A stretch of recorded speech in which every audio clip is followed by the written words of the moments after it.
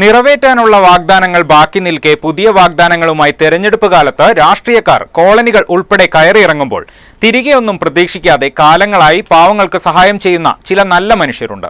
അത്തരത്തിൽ സുപരിചിതനായ സന്തോഷ് പണ്ഡിറ്റിന്റെ വയനാട്ടിലെ സൽപ്രവർത്തികൾ ജനങ്ങൾക്കിടയിൽ ശ്രദ്ധേയമാവുകയാണ്.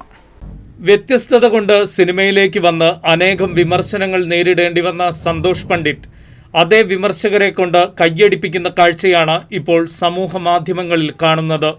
അതിന് കാരണം ഇദ്ദേഹം ചെയ്യുന്ന സൽപ്രവർത്തികൾ. കഴിഞ്ഞ കുറച്ച് വർഷങ്ങളായി കേരളത്തിലെ സാധാരണക്കാരായ വനവാസികൾ താമസിക്കുന്ന മേഖലകളിൽ നേരിട്ട് വന്ന് മനസ്സറിഞ്ഞ സഹായങ്ങൾ ചെയ്യുകയാണ് ഇദ്ദേഹം.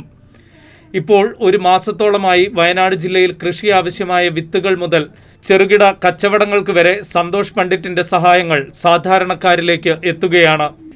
മുൻപ് സിനിമാ ജീവിതത്തിന്റെ തുടക്കങ്ങളിൽ ഇദ്ദേഹത്തിന്റെ പല ചാനൽ ചർച്ചകളിലും സിനിമയെ ബിസിനസ്സായാണ് കാണുന്നതെന്നും ലാഭമാണ് ലക്ഷ്യമെന്നും പറഞ്ഞിട്ടുണ്ട്. വരുമാനത്തിന്റെ ഭൂരിഭാഗവും സാധാരണക്കാരായ ജനങ്ങൾക്ക് വേണ്ടി ചിലവഴിച്ചിട്ടുണ്ടെന്ന് പറയാം.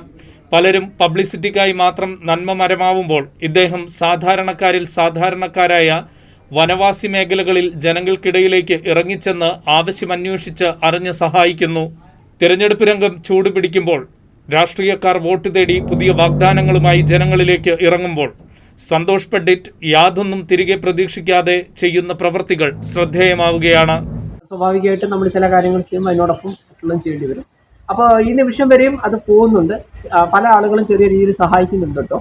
ഞാൻ പിന്നെ ഓപ്പൺ ആയിട്ട് എല്ലാവരും പൈസ വരും അക്കൗണ്ട് ഒന്നും പറയാറില്ല. അതേസമയം കാര്യങ്ങൾ മനസ്സിലാക്കി നമ്മൾ ഒറ്റയ്ക്ക് ഇങ്ങനെ വളരെ കഷ്ടപ്പെട്ട് ചെയ്യുന്ന അതിൻ്റെ ഇത് മനസ്സിലാക്കിക്കൊണ്ട് പല ആളുകളും ചെറിയ രീതിയിൽ നമ്മളെ സഹായിക്കും. പ്രണവ് പ്രഭാകർ, വയനാട് വിഷൻ, വൈത്തിരി.